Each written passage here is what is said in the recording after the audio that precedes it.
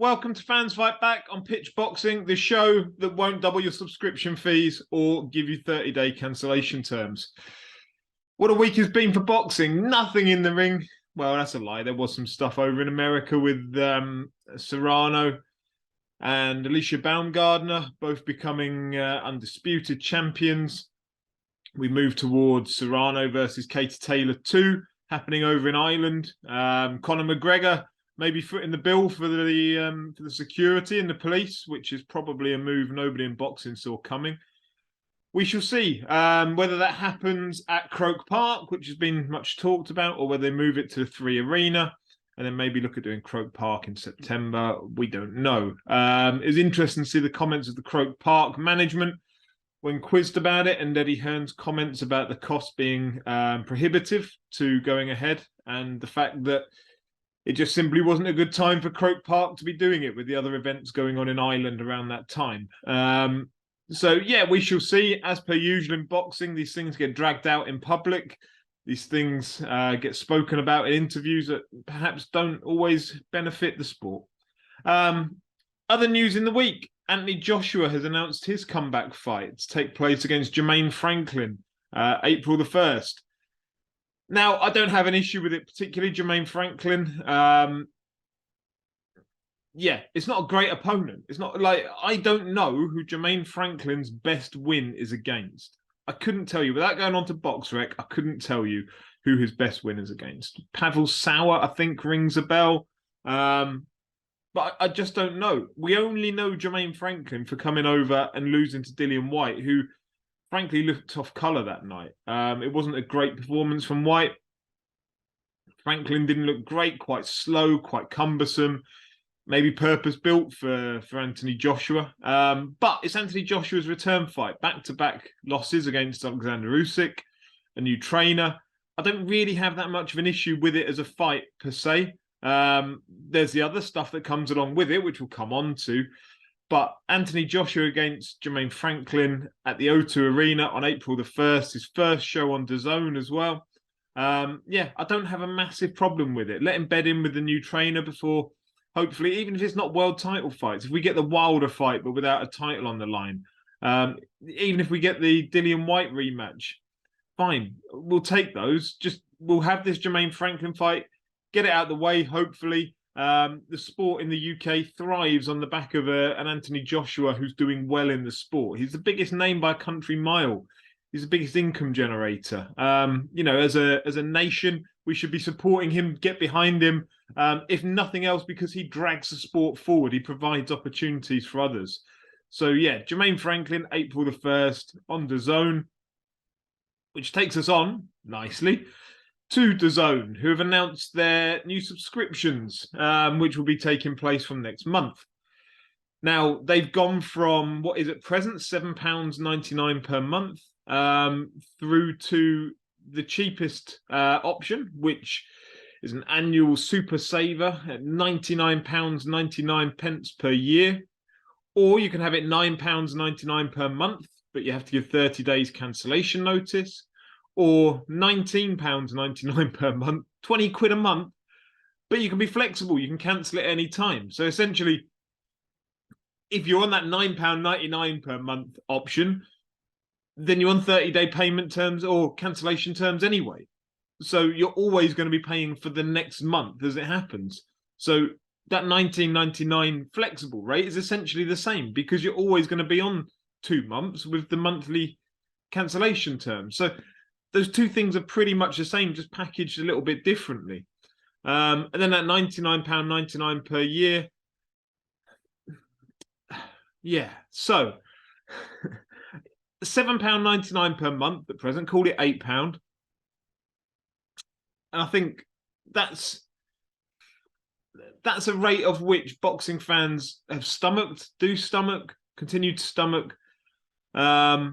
£8 a month, but if you multiply that up by the year, it's what, £96. So their annual super saver rate of £99.99 a month is more than what the current rate is of £7.99 a month.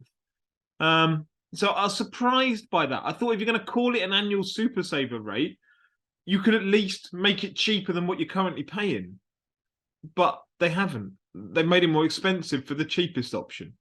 And those other two options, yeah, as I say, you're always going to be paying for the next month anyway, unless you want to pay the premium to get out early. So there's been a lot of backlash on social media about this. I've seen many people cancelling their DAZN subscriptions, posting up the screenshots. I'll put it this way: I haven't seen anybody posting up their renewal screenshots. Not to say that people haven't. Of course, there'll still be subscribers. It just feels like they've shot themselves in the foot a lot. Because at the same time, they've announced their schedule. So their schedule, bearing in mind, January had no UK boxing. And I speak from the perspective of a UK boxing fan.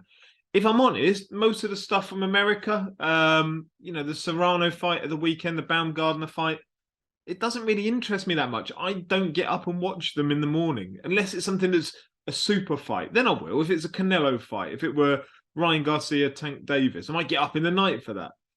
But a lot of it doesn't appeal to me. A lot of the Mexican shows don't appeal to me. A lot of the Golden Boy shows in America don't appeal to me as a UK boxing fan. There's just not enough in them to make me want to pay or get up and watch, or watch it in the morning particularly.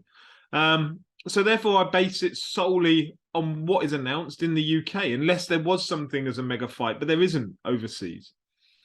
January, nothing. Nothing at all in the UK as a boxing fan. Yes, there was some misfit stuff, but I'm talking purely from a boxing perspective.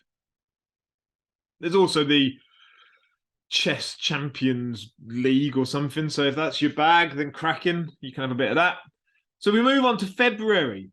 One show, which is Wood versus Lara, which is a great fight.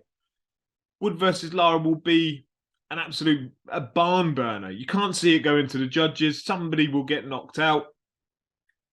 Mauricio Lara, we've seen him over here against Josh Warrington twice. Lee Wood, we've seen the remarkable progress that he's made over time. Great fight. The undercard is trash. Really trash. Yeah, I can't really be much more positive about it than that. But it's a group of names that are in against people we don't care enough about. So this is all anchored around Wood versus Lara as the main event. And that's all you're getting for February. So whether you're paying $19.99 a month, $9.99 a month, $99.99 per year, that is all you're getting for your February money if you're focused on the UK boxing. We move on to March. Callum Smith against Stepien, I think his name is. I don't know where they've dragged him up from. A Polish guy. It's a stay busy fight for Callum Smith at best.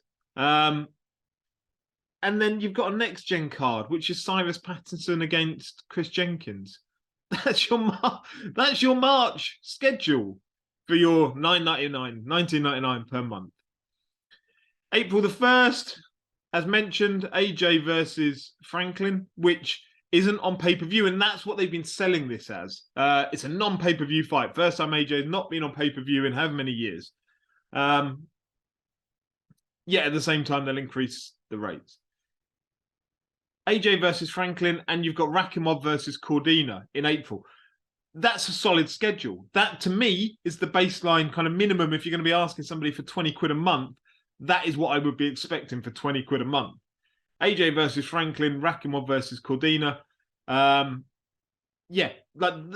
April month should be the benchmark. And then May, you've got Katie Taylor against Amanda Serrano. Now, again, yes, it was a good fight. I've seen people online saying, that's a pay-per-view fight. Good luck. Good luck if you were going to do that as a pay-per-view. They're not. They're doing it on DAZN. But I personally, I'm not entirely sure I'm sold on the idea that Katie Taylor could sell out an 80,000-seater venue. Maybe I'm wrong. Maybe there is a groundswell of opinion in Ireland that is completely different to what I see. But I certainly don't see her as a pay-per-view fighter. The reason I say that is that were she the draw and the attraction that we've been told, then I suspect that she would have been fighting back in Ireland in some way already. I know there were lots of issues around boxing not being allowed in Dublin, say, because of past issues. But the fact it is now suggests that, you know, that there's a way to getting this done. So yeah, that's your schedule. February, Wood versus Lara. March, Callum Smith versus Stepien. Cyrus Patterson versus Chris Jenkins. April, AJ versus Franklin. Rakimov versus Cordina. And May, Taylor versus Serrano. That takes us through 5 months of the year. And in those 5 months of the year, you get 6 events in the UK. 6. Now, for those 5 months, that would cost me £100 if I had it on their flexible option. For those 6 fights, like, that is not value for money. That is not a value proposition to me. That is not something that I would be willing to pay for. At £9.99 per month for those 6 fights over 5 months, 50 quid, I'm still not convinced that's great. I mean, they'll tell us that the AJ Franklin fight isn't on pay-per-view, and we should be thankful for that as fans. This concept that a fighter is a pay-per-view fighter has always sat uncomfortably for me anyway. On the premise that, why? Why? Like, AJ versus Franklin. Franklin's best win is a loss to Dillian Whyte. That's his only result that anyone knows about. That's his best win, is a loss. The fact that that fight is happening, as I said at the very beginning, to frame it, I'm okay with. But it should never, ever, ever be considered a pay-per-view fight. People say, well, AJ's a pay-per-view fighter. On what basis? Like, only because the promoters tell us that he's a pay-per-view fighter. It's up to us to decide it. If you'd have put that on pay-per-view, it would have done maybe 300,000 buys. I think any AJ fight will have a benchmark at 300,000 buys. Whether that turns into subscribers for DAZN and whether they can get that same reach without the machine of Sky Sports behind them, we shall see. And presumably it's a strategy, a strategy from DAZN that you get X number of people sign up. Maybe they'll see it as £100 worth of value for the year, so sign up to that one. I'm sure that's what their aim is, not to have people paying £10 a month or £20 a month, but get people on annual subscriptions. If you start promising AJ fights as part of that, then I can see the attraction. Does it bring in the full 300,000 you'd get on a pay-per-view? I'm not convinced. So we shall see with that. But to tell us that that would otherwise be a pay-per-view fight is... that would be a difficult pay-per-view to sell. A man who's coming off of a loss against a man who's coming off of a loss who we don't know anything about really, other than he took Dillian Whyte the full distance in their fight. But going back to the idea of that subscription aspect and that 12-month subscription, and will you get... I mean, you can guarantee, should we get AJ versus Fury, that is not going to be part of your £100 per year DAZN subscription. I would be aghast if it was. Absolutely aghast. I just don't see how that would work. Or AJ versus Wilder. I don't see that as being part of your £100 a year DAZN subscription. Perhaps AJ versus White would be. But Fury, Wilder, no chance to me. No chance at all. And this is a problem with trying to sell people a subscription for a channel that only has boxing of interest. Boxing is not a sport whereby you can sell the vision of what's going to happen over the next 12 months. Because as we see all the time, shows that are scheduled for 1 month time, they fall apart. The main event falls apart. The chief support falls apart. Wood versus Lara was meant to happen before. That fell apart. So now it's had to be rescheduled. Great that it's going to happen in February, but this is what makes it difficult to commit to something for 12 months as a boxing fan. You're essentially asking people to take a punt with £100, to take a gamble. And it might turn out all right, but at the moment we've got a schedule that runs up until May that's got 6 fights on it. And to me, that's not enough. If you extrapolate that out over the course of a year, you're essentially saying you're going to get approximately 14 events, of which Smith versus Stepien as a main event, not good enough. Pattinson versus Jenkins, call it a next gen if you like, still not great for a main event. Wood versus Lara, fine. AJ Franklin, fine. Rakimov Cordina, fine. Taylor Serrano, fine. You've actually got 4 main event cards out of that are okay out of the 5 months. Extrapolate that up by the year, you've got 10. For £100, £10 a show, doesn't do a lot for me, I'm afraid. I really feel like DAZN have gone about this poorly. There are people maybe involved around it that have messaged me saying that they promised that the schedule going forward for DAZN for the rest of 2023 is going to be huge, is going to be epic, you know, fine. But again, it goes back to that you can't sell a vision over 12 months because these things fall apart so quickly. In an ideal world, you might say Canelo ends up as part of that £100 a year. You might say Tank Davis versus Ryan Garcia ends up being part of that £100 a year. You might say Joshua versus Wilder ends up being part of it. If that's the case, those who are paying £100 right now, they're getting a brilliant deal out of it. They're getting a bargain, in my view, with the other stuff that comes with it. But you can't make those guarantees that that will happen over 12 months. And that's the issue for me. Aside from that, this weekend down in London at Wembley Arena, you've got Adam Azim versus Santos Reyes. Adam Azim, highly exciting. This on Sky Sports, by the way, not on DAZN. Adam Azim, highly exciting talent, prospect against an unbeaten Mexican. We see Mexicans come over here, cause upsets frequently enough. I don't know anything about Santos Reyes. I can only assume he's been picked for an Adam Azim opponent confidently, in that they would have done their scouting on him. They would have done their matchmaking correctly on him. I'd expect Adam Azim to look sensational in winning. Dan Aziz fights for the European title this weekend. Huge shame in that, to me, Boxer haven't marketed that fight whatsoever, really. I only know about it because it's on the BoxRec schedule. Dan Aziz is a man who's going around taking out loads of names. Seems like he'll fight anyone around that British scene. He's worked his way up from Southern area, English, British, now going for a European. Huge fan of Dan Aziz. Goes about things the right way. Seems to take meaningful fights against his peers as he moves up through the ladder. Great career so far. And another really good fight on the card, Tyler Denny against Brad Pauls for the English middleweight championship. Tyler Denny, who's coming off the back of that win against Bradley Rea, when many people anticipated he'd lose it, against Brad Pauls. Brad Pauls' stablemate, Linus Udofia, beat Tyler Denny on points a few years back now down at York Hall in what was a tremendous fight.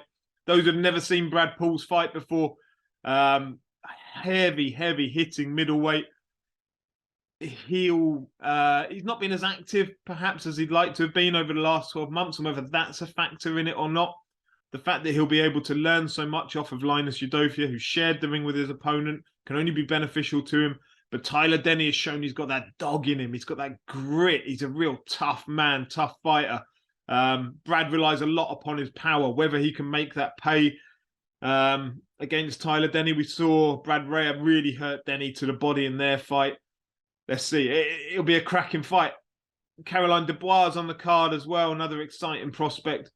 You know, it's not a great card by any means by Boxer this weekend, but it's something on TV, Sky Sports, Saturday night. And you get to see Adam Azim, who, as I say, is probably one of the hottest prospects in British boxing. So there you go. That's my take on the DAZN subscription costs and where we're at with this weekend's boxing. So thank you very much for watching on PitchBoxing. Fans fight back. Take care, and I'll see you soon.